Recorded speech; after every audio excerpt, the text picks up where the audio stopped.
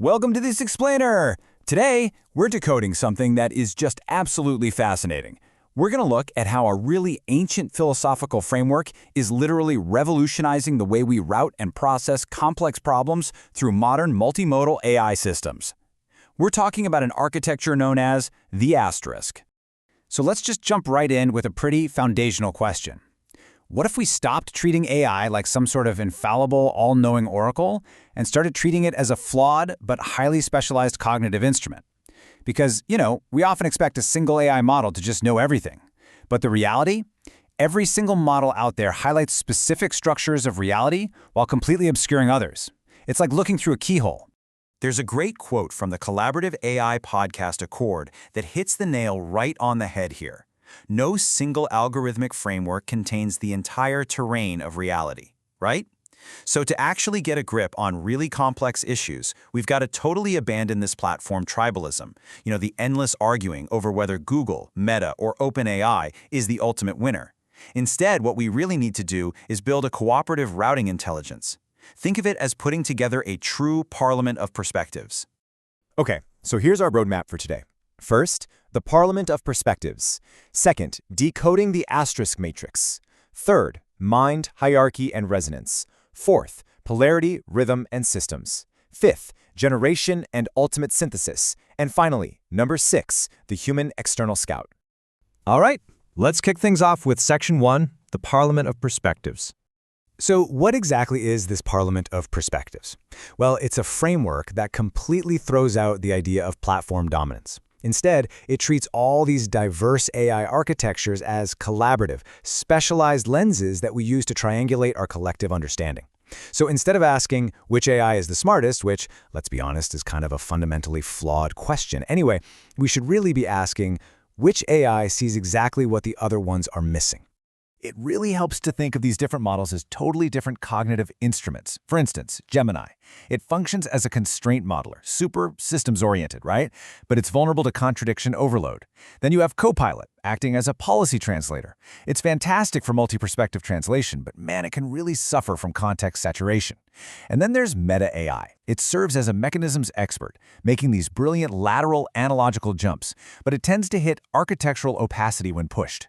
So it's literally like comparing a telescope to a microscope. They each have amazing inherent strengths, but also very specific built-in failure modes. Moving right along to Section 2, decoding the asterisk matrix.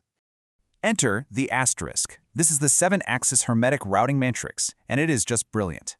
It actually takes 7 ancient hermetic principles, things like cause and effect, and directly maps them onto modern AI cognitive geometries. So it basically acts as this powerful diagnostic filter. You can think of it as the constitution governing all these different models, forcing every single AI participant to undergo a really rigorous structural audit before it even gets to speak. So what's the end game here? Well, by routing a problem through this matrix, we are able to systematically extract hidden assumptions, identify any competing priorities, and expose partial truths. Plus, it helps map out structural incentives and drastically reduce informational fragmentation. Basically, it completely stops these AI models from just feeding you some false, flattened consensus to keep you happy. All right, let's look at Section 3, mind, hierarchy, and resonance. It's honestly mind-blowing how well these ancient concepts apply directly to modern machine learning. First up, we have mentalism, which deals with the identity of thinking. This is all about deconstructing a model's natural reasoning tendencies, like is it being analytical or associative?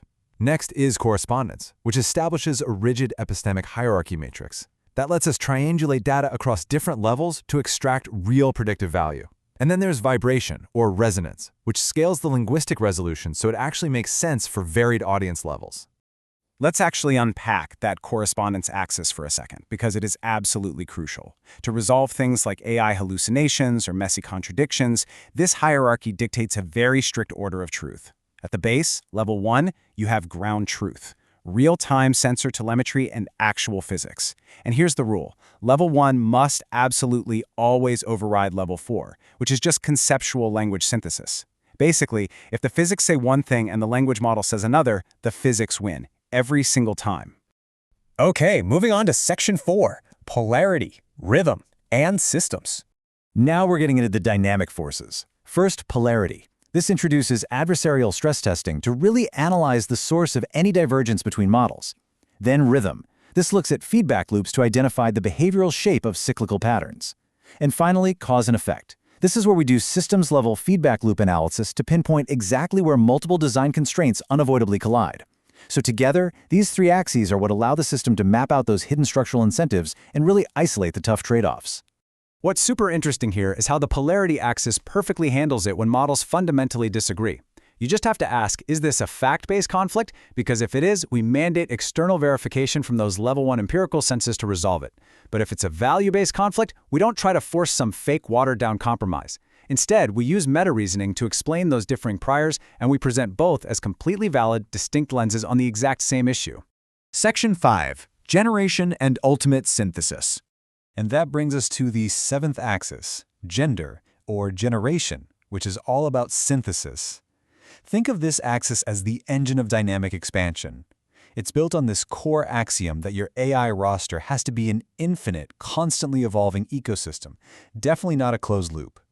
As complex problems pop up and shift around, the matrix has to be smart enough to recognize its own limitations and literally trigger a protocol to find the missing candidate. So how does it know when to expand? Well, there are specific gap indicators, like maybe you suddenly lack adversarial stress testing capacity, or you suddenly need highly multimodal visual interpretation, or high-precision quantitative forecasting. Maybe you just need nuanced writing, or your current models are degrading because of context saturation. The second the current panel hits one of those geometric limits, boom, it instantly triggers a protocol to go source a fresh cognitive geometry. And finally, Section 6, the Human External Scout. Now, despite all this incredible automated routing, the most powerful piece sits totally outside the matrix. That piece is you, the human operator. You are the constitutional designer and the external scout. You are the one providing the stable, civil structure required to actually vet, manage, and integrate all these AI participants. In this framework, autonomous closed AI loops are strictly forbidden. Why? Because models simply cannot provide their own civil structure. The human operator is always the absolute final authority. As the scout, your mandate is pretty clear. First, you're identifying missing perspectives via handshake monitoring. Second, you're actively sourcing specialized real-world models to fill those gaps. Third, you initiate the 8-section AI audition protocol. And fourth, you verify their collaborative fitness and public benefit. Basically, you're keeping an eye out, spotting when looping questions or weird vocabulary show that it's time to bring in and audit a fresh AI perspective. Which brings us to one final, really important question to leave you with today. Which cognitive geometry is missing from your own parliament of perspectives? Seriously, before you blindly trust the output of any single AI system, or honestly, even your own single perspective, ask yourself what structural blind spots might be artificially shaping your reality right now. We really need to stop looking for a magical oracle and start looking for the lens we're missing. Thanks so much for joining me for this explainer.